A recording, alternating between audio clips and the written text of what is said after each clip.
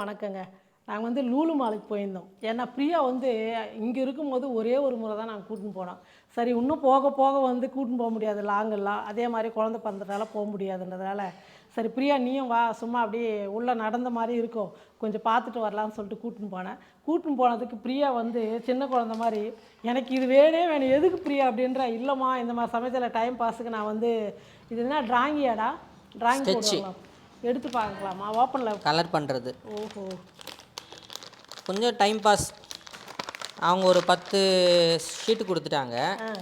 அதில் டிசைன்லாம் கொடுத்துருவாங்க. உள்ளே உட்காந்து நம்ம ஸ்கெட்ச் ஓஹோ! பண்ணணும். மேலே இருக்கிற கலர் மாதிரி கொடுக்கணும். இல்லையா? ஒன்று ஒன்றாவே தனியாக எடுக்கலாம். இப்போ இந்த மாதிரி பெயிண்ட் பண்ணணும். இந்த மாதிரி டெமோக்கு இப்படி பண்ணிக்கணும். ஓஹோ! நம்ம க்ரியேட்டிவிட்டியை கரெக்டாக காட்டணும். நமக்கு பிடிச்ச கலரு அந்த மாதிரி போட்டு இதெல்லாம் இந்த மாதிரி பண்ணணுமா? அதுக்கு ஸ்கெட்சு கொடுக்குறாங்க. இது வந்து பிரியாவுக்கு பிறக்க போகிற குழந்தை வந்து போட்டால் பரவாயில்ல, பிரியாவே போட போதும். ஆனால் இது பெரியவங்க தான் பண்ணுவாங்க உட்காந்துட்டு. அப்படியா? ரிலாக்ஸேஷன் ஆர்ட் இது பேர். போட்டிருக்கிறது இது பேரே அதான் ரிலாக்ஸேஷன். அதனால பிரியா வந்து நான் சும்மா இருக்கும்போது நான் இந்த மாதிரி நான் பண்ணுறேம்மா அப்படின்னு சொல்லிட்டு அதுக்கு இத்தனை கலரில் இது கொடுத்துருக்காங்க, ஸ்கெட்ச் கொடுத்துருக்காங்க. இதெல்லாம் வந்து நம்ம படிக்கும்போது நாங்கள்லாம் கெச்சு வச்சுருந்தோம். அப்போது இது பிரியாக்கா இது எவ்வளோ? இது 199 ஆஃபரில். ₹1 கம்மி 199 தான். ஆனால் இதோட ரேட் வந்து 275 போட்டிருந்தாங்க. ஆனால் ரேட்டெல்லாம் அதில் போட்ட ரேட்டே இல்லை, கம்மியாக தான் இருந்தது. அப்புறம் இந்த சாப்பர் இது வந்து நான் எங்ககிட்ட ஒன்று இருக்குங்க, இந்த கயிறு மாதிரி இழுக்குது இருக்குது, வெங்காயம் எல்லாம் கட் பண்ணுறது ஒன்று இருக்குது. இது ரேட்டு வந்து 530 என்ன போட்டிருந்தாங்க. எம்ஆர்பி வந்து எம்ஆர்பி 595. ஓ 595. பட் இது வந்து 149. நான் வந்து இது அவ்வளோ ரேட்டு இருக்குது இந்த பாக்ஸில் இருந்ததுங்களா வேணாம் அப்படின்னு சொல்லிட்டேன் நான். அப்புறம் வந்து அவங்க பானம் அங்கே வாங்கியிருந்தாங்களாம். இல்லைம்மா அவ்வளோ ரேட் இல்லை, இது கம்மி தான். எவ்வளோ ரேட் அப்போ? 145. 145 ரூபா. ஓ பரவாயில்ல, அவ்வளோ கம்மியாக இருக்கே. 149. அதனால் சரி வாங்கிக்கலாம் அப்படின்னு சொல்லிட்டு வாங்கினேன். இது வந்து அந்த கயிறு கூட கொஞ்சம் இழுக்க கஷ்டமாக இருக்கும். இது வந்து அழுத்துறது நல்லா எவ்வளோ இருந்தாலும் வச்சு ஒரு அழுத்தணும்னா. நான் வந்து இது வெங்காயம் எல்லாம் கட் பண்ணும் போது கேரட் எல்லாம் துருவும் போது காமிக்கிறேன். கேரட் கூட துருவி வச்சிருக்கிறாங்க. இதில் எல்லாமே காய் துருவுறது கிடையாது, எல்லாம் பீஸ் ஆகுறது, பொடி பண்ணுறது, சாப். சரி அது அப்போ வந்து நம்ம பார்க்கலாம் எப்படி இருக்குன்னு சொல்லிட்டு. ரொம்ப நாளாக வந்து நான் வாங்கினது எல்லாமே வந்து பிரியாக்காக வாங்கினது தான். பிரியா வீட்டில் வந்து இந்த மாதிரி பூந்தி பொரிக்கிறதுக்கெலாம் இருக்கா. நானும் கேட்டுனே இருந்தேன். ஏன்னா அங்கே போனால் தான் நான் உங்களுக்கே தெரியும் லட்டு பூந்திலாம் வந்து பிரியா வீட்டில் தான் செய்வேன். ஏன்னா சில அதுக்கு தேவையான கரண்டிலாம் நம்ம வீட்டில் இல்லைன்றதுனால இந்த முறை சொன்ன பிரியா எனக்கு ஒன்று இங்கே வாங்கிக்கலாம், எனக்கு வேணா வா, உங்கள் வீட்டில் வந்தே தான் நான் வீடியோ எடுக்க முடியுமா, நான் இங்கே செய்ய மாட்டேன் அப்படின்றதுனால இது ஒன்று வாங்கினேன். இது எவ்வளோ பெரிய ரேட்டு? இதெல்லாம் இவங்க தான் எடுத்தாங்க. ரேட்டு தெரியலையே. 349 ரூபா. ஆனால் இது கம்மிலாம் பண்ணல, அதே ரேட்டு தான். அப்படி இது வந்து 340. ஆமாம், ஆனால் வெயிட்டாக நல்லா இருக்குது. நம்ம இருக்கும் ஒரு 30-40 ரூபா கம்மியாக இருக்கும். இல்லை கம்மி தான், 300 ரூபா. 49 ரூபா கம்மி. அப்படியே நம்ம எண்ணெயில் வச்சு கறிவேப்பிலை பூண்டு இதெல்லாம் பொரிக்கிறதுக்கு நல்லாயிருக்கும் அப்படின்னு சொல்லிட்டு இதை வாங்கினேன். அப்புறம் நாங்கள் சுற்றிட்டு வரும்போது இந்த டவல் பார்த்தோம். சரி வாங்கலாமா அப்படின்னு சொல்லிட்டு நான் சொல்லினே இருந்தேன். அதுக்குள்ளே வந்து நம்ம அஸ்மா இருக்காங்கள்ல பானு, அவங்க இருந்துங்கன்னு இதை நான் வாங்கி தரேன், குழந்தைக்கு நல்லா பூ மாதிரி இருக்கும், நல்லா மெத்துன்னு இருக்கும், அதை நீங்கள் வாங்க வேணாம் அப்படின்னு சொல்லிட்டு அவங்க பில்லுலேயே தான் போட்டாங்க. இதை 2 டவல் வாங்கி கொடுத்தாங்க. நல்லா சாஃப்டாக தான் இருக்கும். அது இதுவும் நல்ல ஆஃபர் தான். இது பரவாயில்ல, நல்லா இருக்குது. நல்லா நான் வந்து இது 445 ரூபாம்மா. அதை ஸ்லாஷ் பண்ணிவிட்டு பில்லில் வந்து இது பண்ணி வச்சுருந்தாங்க ஆஃபர்னு. இப்படி மாட்டி விட்டுருவாங்க. ஹேங்கரில் மாட்டுறதுக்கு. இது வந்து நம்மள மாதிரி பெரியவங்க கூட யூஸ் பண்ணிக்கலாம். இது பாத்திங் டவல் தான், யார் வேணால் யூஸ் பண்ணிக்கலாம். நான் வந்து பிரியாவுக்கு தான் சொன்னேன், பிரியா உனக்கு இந்த மாதிரி வாங்கிக்கோ அப்படின்னு. அப்பாவுக்கும் சொல்லுவேன், இவங்களுக்குலாம் வந்து இந்த பியூர் காட்டன் டவல் தாங்க பிடிச்சிக்குது, இந்த மாதிரிலாம் பிடிக்கலையா, எனக்கு ரொம்ப பிடிக்கும். அது அழகாக நல்லா இருக்குது. பாரு எப்படி கொடுத்துருக்குறாங்கல்ல, குளிச்சுட்டு அப்படியே மாட்டி விட்டுடலாம், நல்லா சூப்பராக இருக்குது. வந்து குழந்தைய குளிக்க வச்சுனா அப்படியே அழகாக தூக்கிட்டு வரலாம். ஆமாம், இப்போ உனக்கு கிடையாது, 2 வாங்கி கொடுத்தாங்க, 2 டவல். இதை நான் வாங்கி கொடுத்த மாதிரி இருக்கட்டும் அப்படின்னு சொல்லிட்டு டவல் வாங்கி கொடுத்தாங்க. இதுதாங்க லூலு மாலில் வந்து நிறையா முறை போயிருக்கிறோம், நிறையா வாங்கிட்டு வந்தோம். அதெல்லாம் நான் வீடியோ போட்டதே இல்லை. சரி இது மாதிரி ஆஃபரில் போட்டுக்கிறாங்கன்னா நிறைய பேருக்கு வந்து யூஸ்ஃபுல்லாக இருக்கும் இல்லையா, கம்மி ரேட் அப்படின்றதுனால தான் நான் இதை வந்து போட்டேன். ஏதாவது ஸ்நாக்ஸ் செய்யுங்க, ரொம்ப நாள் ஆச்சு நீங்கள் லஞ்சாக செஞ்சிட்ருக்கீங்க வீடியோவில். பிரியா வந்து காலையிலேயே வந்து அப்பா கிட்ட எனக்கு சமோசானா உருளைக்கிழங்கு போண்டானா ஒரு டீ கடையில் நல்லா இருக்குமா வாங்கிட்டு வான்னு சொல்லிச்சு. சமோசாவுக்கு வந்து பிரியா தான் எனக்கு ஹெல்ப் பண்ணணும். என்ன விஷயம் கேளுங்களேன், எல்லாமே பண்ணிவிடுவேங்க நான். இந்த சமோசா மடிக்கிறாங்க பற்றி, அது மட்டும் வராது, பிரிஞ்சு போயிடும். எனக்கு தண்ணி போட்டு ஒட்டுவேன், மாவு போட்டு ஒட்டுவேன், எப்படியும் பிரிஞ்சு மொறுன்னு ஆகிடும். ஆனால் பிரியா வந்து சூப்பராக செய்யும் சமோசாலாம். அதனால் ஒரு நாளைக்கு பிரியாவோட சேர்ந்து செய்கிறேன். இன்றைக்கி நான் வந்து உருளைக்கிழங்கு போண்டா தான் செஞ்சு கொடுக்க போகிறேன். நம்ம போயிட்டு கிச்சனில் உருளைக்கிழங்கு போண்டா செய்யலாம். எப்பவுமே உருளைக்கிழங்கு போண்டாக்கு நம்ம கடலை மாவு தான் கரைப்போம். கூடவே கொஞ்சோண்டு அரிசி மாவு கொஞ்சமாக சேர்த்துக்கிட்டிங்கன்னா நல்லா மொறுமொறுப்பாக நல்லாயிருக்கும். நான் கொஞ்சம் நிறையா எடுத்துக்கிட்டேன் ஜெலிச்சு வச்சுக்கலாம் அப்படின்னு சொல்லிட்டு. கொஞ்சமாக ஒரு 1/4 கப்பு எடுத்துக்கிறேன் அரிசி மாவு, மீதி எடுத்து வச்சிடலாம். நான் வந்து ஏற்கனவே வந்து கடலை மாவு வந்து ஜெலிச்சிட்டேன். ஒரு 1/2 கப்பு அரிசி மாவுனா நான் எடுத்த இந்த கப்பில் ஒரு 1/2 கப்பு. நீங்கள் கையில் கூட அளந்து எடுத்துக்கலாம். ஒரு கைப்பிடி அரிசி மாவுனா ஒரு 2 கைப்பிடி வந்து கடலை மாவு சேர்த்துக்கலாம். நம்மளாம் சேர்த்துக்கிட்டா தோராயமாக.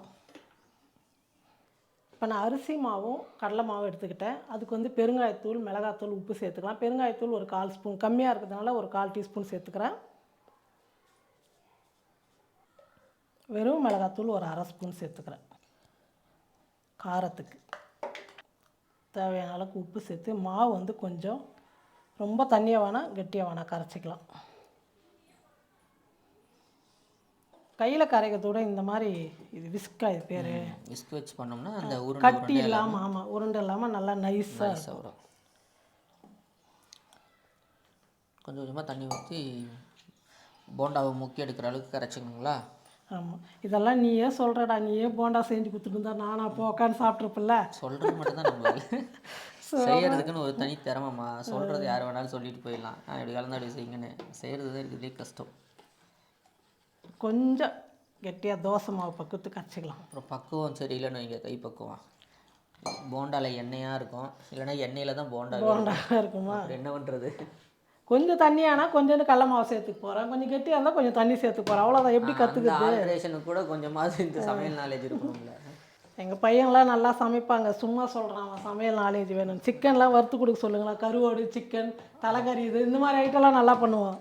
இன்னும் கொஞ்சம் திக்காக இருக்கணுங்களா இல்லை தண்ணியாக இருக்கணுமா? இல்லை, கொஞ்சம் தண்ணியாக இருக்கும். ரொம்ப கெட்டியாக இருந்தால் கூட போண்டா வந்து கெட்டியாக இருக்கும். அதான் ஊற்றி விடுங்க. கொஞ்சோண்டு லைட்டாக சோடா உப்பு போட்டுக்கணும், சும்மா ஒரு சிட்டிகை, அவ்வளோதான். பின்னாடி போண்டா மாஸ்டர் வந்துட்டாங்க. அது போண்டா மாஸ்டர் இல்லை, போண்டா பண்ணுறாங்க. பிரியா, நீ தான் பிரியா சொல்லணும் கரெக்டாக. ஸ்கூல்ல ஓவரா இல்லை பிரியா, அது கரெக்டாமா? குருநாதரே அம்மா தான். அவ்வளோதாங்க. கட்டி இல்லாமல் நல்லா கரைச்சாச்சு. இது எதுக்குன்னா நம்ம மாவு போண்டா மாவு வந்து மசாலா ரெடி பண்ணதுக்கு முன்னாடி வந்து கரைச்சி வச்சிடணும். அப்போ மாவு கொஞ்சம் ஊறிச்சுன்னா போண்டா வந்து நல்லா எழும்பி வரும், நல்லாயிருக்கும். எப்போவுமே வந்து நீங்கள் எந்த போண்டா செஞ்சாலும் ஒரு 1/2 மணி நேரம் முன்னத்துக்கு வந்து நீங்கள் மாவு வந்து நல்லா கரைச்சி இந்த மாதிரி வச்சுருங்க. போண்டா செய்திருந்தால் கூட, நம்ம கார போண்டாலாம் செய்திருந்தா கூட ஒரு 1/2 மணி நேரம் முன்னாடி எல்லாம் பிசைஞ்சு வச்சுட்டிங்கன்னா போண்டா செய்யும் போது நல்லா சூப்பராக எழும்பி வரும், சாப்பிட்றதுக்கு நல்லாயிருக்கும். இந்த மசாலாவை என்ன பண்ண போகிறீங்க? உருளைக்கிழங்கும் பட்டாணியும் வேக வச்சுருக்கீங்க, பச்சை பட்டாணி. வெங்காயம்லாம் கட் பண்ணணும், போட்டு பிசையணுமா எல்லாத்தையும்? உருளைக்கிழங்கு மட்டும் தான் பிசையணும், வெங்காயம்லாம் வதக்கணும் பொடியாக கட் பண்ணி. வதக்கி அதுக்கப்புறமா பிசைஞ்சு தான் நம்ம சேர்க்க வருதா உருண்டை? பச்சை மசாலா போடக்கூடாது அப்படியே? வெங்காயம்லாம் பச்சையாக போடக்கூடாதா? பச்சையாகவும் போடலாம், ஆனால் இருந்தாலும் நல்லா அது கொஞ்சம் ஒரு மாதிரி இருக்கும். நீங்கள் இந்த மாதிரி வதக்கிட்டு செய்யும் போது சாப்பிட்றதுக்கு இன்னும் 2 போண்டா எக்ஸ்ட்ரா சாப்பிட்லாம். இது கூடவே நம்ம பச்சையாக வெங்காயம், கருவேப்பிலை, கொத்தமல்லி, எல்லாம் மிளகாத்தூள் எல்லாம் சேர்த்து கூட பிசைஞ்சிட்டு செய்யலாம். எண்ணெயில் தானே போடுறோம். ஆனால் நான் எப்போவுமே வந்து கொஞ்சம் வெங்காயம், மசாலா எல்லாம் வதக்கிடுவேன் எல்லாத்தையும் சேர்த்து. தாளிக்கிறதுக்கு கொஞ்சம் எண்ணெயாமா? இதெல்லாம் டக்கு டக்குன்னு சொல்லிடணும், அப்போ தான். இல்லைன்னா பிரியா மாதிரி ஸ்டவ்வை பற்ற வச்சு கடாய் வச்சு எண்ணெய் ஊற்றிக்கலாம். நான் சொல்லலாம், அப்பா சொல்லுவார். அதே டைலாக் ஆமாம், வீடியோவில் சொல்லுவார். அப்புறம் கமெண்ட்ல திட்டுறாங்க, ஸ்டவ் மேலே கடாயி. எத்தனை பேர் ஸ்டவ் பற்ற வைக்காமலே குக்கரில் வச்சு. ஆனால் அப்பா போண்டா சாப்பிட மாட்டார் இன்னைக்கு, பாவம். ஏன் சொல்கிறப்பெல்லாம் சொல்லிட்டு சொல்லாதப்ப நான் இன்னைக்கு இத்தனை நாளாக சொல்லியிருந்தாரு, இன்னைக்கு செய்யாது. நீங்கள் முன்னாடியே சொல்லவே இல்லையே. ஆமாம், ஆனால் பல்வலிக்கு எது செஞ்சாலும் சாப்பிட முடியாது, போண்டா மட்டும். அதுவும் முன்னாடி பல்ல பாவம் சாப்பாடே சாப்பிட முடியல. நாளைக்கு பல் எடுத்துருவோம் விடுங்க. ஏற்கனவே ஒரு பல்லு எடுத்தாச்சுடா, வேற வழி இல்லை. கீழே ஃபுல்லாக செட்டு வச்சிட வேண்டியதுதான். சின்ன சின்னதாக ஒரு 2 பச்சை மிளகா வந்து பொடியாக கட் பண்ணிக்கிட்டாங்க, சேர்த்துக்கிறேன். நான் மிளகா வந்து நல்லா வதங்கணும் பிரியா. வெடிக்குதுமா, சீக்கிரம் போடுங்க. அப்போ தான் அப்படியே சாப்பிட்டா நல்லாயிருக்கும், எல்லாம் காரம் தெரியும்.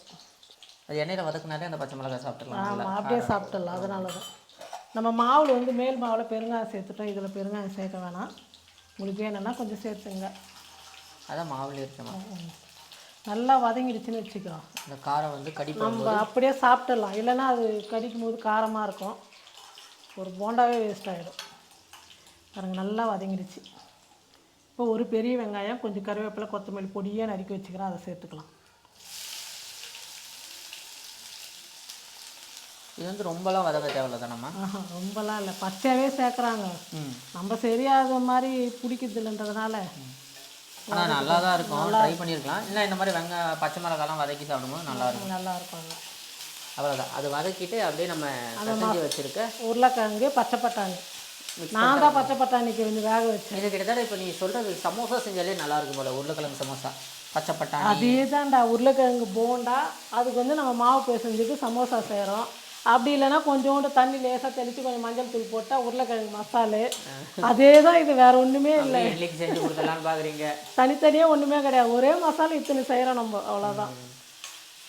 அதே சப்பாத்திக்கு பூரிக்கலாம்னா சப்பாத்திக்கு வந்து கொஞ்சம் தண்ணி அதிகமாக சேர்த்துட்டு தேங்காய் அரைச்சி ஊற்றிட்டா உருளைக்கிழங்கு பச்சை பட்டாணி மசாலா குழம்பு. ஹோட்டலுக்கு அவராத்துக்கு தராமல் எல்லாருக்கும் போகட்டேன். ஆல்ட்ரேஷன் நல்லா பண்ணுறீங்க. ஒரே பொருளில் அத்தனை பண்ணிக்கலாம், அவ்வளோதான், வேறு ஒன்றுமே இல்லை. ரெடிமா? வெங்காயம்லாம் வதங்கிடுச்சு.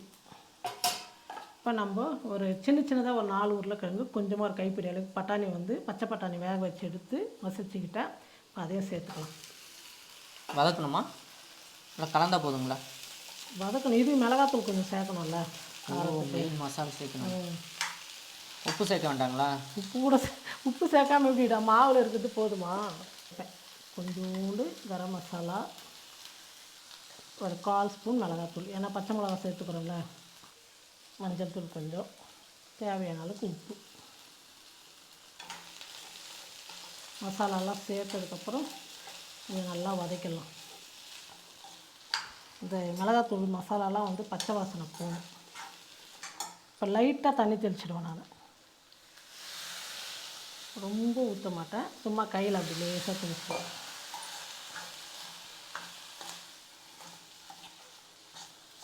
அப்போ தான் இந்த மசாலாலாம் வந்து உருளைக்கிழங்கு இதோட சேர்த்து நல்லா ஊட்டி வரும். நம்ம உருண்டை பண்ணுறதுக்கும் நல்லாயிருக்கும். ஸ்டவ் குறைச்சி வச்சுட்டு 1 நிமிஷத்துக்கு அப்படியே கொஞ்சம் நல்லா வதக்கிட்டா சரியாக போயிடும். அவ்வளோதானம்மா? ரெடியா? அவ்வளோதான், மசால் ரெடி. இப்போ இறக்கி வச்சுட்டு எண்ணெய் ஊற்றி வச்சுட்டு ஸ்டவ் குறைச்சி வச்சிடலாம். அதுக்குள்ளே இது சூடு ஆறிடும், நம்ம உருண்டை பண்ணி வச்சுக்கலாம். என்னம்மா சூடாகணும்னு சொல்லிட்டு என்ன அந்த பக்கம் வச்சுட்டு அதுக்குள்ளே அவசர அவசரமாக உருண்டை பண்ணி வச்சுட்டு தாண்டா அப்புறமா எண்ணெய் காய வைக்க முடியும். அப்புறம் ஒவ்வொரு முறை உருண்டை பண்ணிக்கின்னு மாவில் போட்டுக்கின்னு எல்லாம் வந்து இதுவாகிடும், ஒரே உருண்டெல்லாம் மாவாயிடும். இந்த மாதிரி பண்ணிட்டா அப்புறமா எண்ணெயில் பொரிச்சு எடுக்கிறதுக்கு ஈஸியாக இருக்கும். எண்ணெய் ரெடிங்களா? ஆமாம். மொத்தம் எவ்வளோ வந்துச்சு? 4 நாள் வருது. 15 இருக்குமா? மொத்தம் 15 உருண்டைமா? 4 நாளுன்னு சொல்லிட்டு ஆளுக்கு 5 சரிங்களே. 4 பேர், என் மறந்துட்டியா? பிரியாவுக்கு வந்து கம்மியாக தானே கொடுப்போம், அதிகமாக சாப்பிடக்கூடாதுல்ல. ஆளுக்கு 3. அவ்வளோதான். எண்ணெய் வந்து காஞ்சிடுச்சு. இப்போ ஒரு 2 முறை தான் போடுவேன்.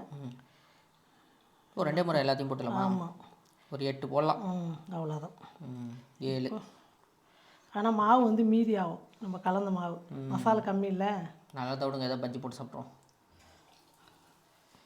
அவ்வளோதான், இந்த மாதிரி போட்டு மாவில் முக்கி எடுத்தாலே போதும். அவ்வளோதான்.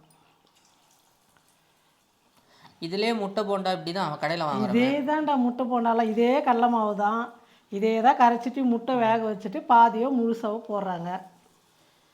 புதுசாக ஒன்றுமே இல்லை. நல்லா குண்டு குண்டாக போண்டா சூப்பராக இருக்குது. இப்போ வந்து இது கம்மி தீயிலேயே அப்படியே பண்ணணுமா? தட்டு நிறையா செஞ்சு வச்சிடும். இவ்வளோ போண்டாவா? இவ்வளோ சாப்பிடுங்க பரவாயில்ல சுட்டு கொடுத்துட்டே இருப்பேன். இன்றைக்கி தான் நான் கரெக்டாக கம்மியாக செஞ்சேன். இந்த மாதிரி நல்லா கலர் மாறி வரணும். ஒருவேளை இந்த வெயிலுக்கு கம்மியாக சாப்பிட்லான்னு நினச்சேங்க அப்படின்னு நினச்சேன். கடைசியில் பார்த்தா உருளைக்கிழங்கு இல்லை. அப்பயும் நம்ம சும்மா இருக்குமா இந்த மாவு மீதின்னு சொல்லிட்டு அதில் உருளைக்கிழங்கு வெங்காயம் போட்டு கூட இல்லை, வெங்காயம் போட்டு, எனக்கும் வெங்காயம் பிடிக்கும். அது சைடிஷாகவும் நல்லாயிருக்கும் சாப்பிடுமா? நல்லா வெந்துடுச்சு போண்டா. இந்த மாதிரி நல்லா கலர் வரணும். சூப்பராக உருளைக்கிழங்கு போண்டா நல்லா குண்டு குண்டாக கடையில் மாதிரியே செஞ்சு எடுத்துட்டோம்.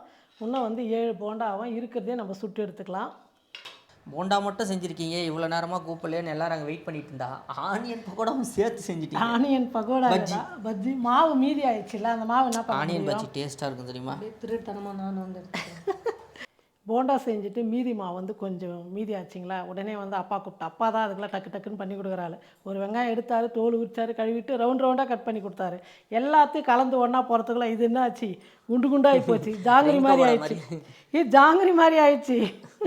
நல்லா சூப்பராக இருக்குது. எனக்கு வந்து இது உருளைக்கிழங்கு வந்து ரவுண்டாக அப்பா கட் பண்ணி கொடுப்பாரு. அது கூடவே வந்து நான் இந்த மாதிரி தான் எனக்கு போட்டுக்கணும். நான் உருளைக்கிழங்கு அந்த போண்டா சாப்பிட மாட்டேன். ரொம்ப நல்லாயிருக்கும். உருளைக்கிழங்கு போண்டா உங்களுக்கு வந்து ரொம்ப ரொம்ப பிடிச்சிருக்கும். சூப்பராக இருக்கும். இந்த மாதிரி சாயங்காலத்தில் சாப்பிடுங்கன்னு சொல்லவும் முடியாது. ஏன்னா வெயில் காலத்தில் யாருமா இந்த எண்ணெயில் போயிட்டு அடுப்புக்கிட்ட போண்டா செய்யுது அப்படின்னு சொல்லுவீங்க. இருந்தாலும் என்றைக்காவது ஒரு நாள் வந்து கொஞ்சம் நல்லாயிருக்கும். டீ காப்பியோடு சாப்பிடும்போது ரொம்ப சூப்பராக இருக்கும். நீங்களும் இதே மாதிரி போண்டா செஞ்சு பார்த்துட்டு எப்படி இருக்குன்னு சொல்லிட்டு மறக்காமல் கமெண்ட் பண்ணுங்கள், ஷேர் பண்ணுங்கள். நன்றி.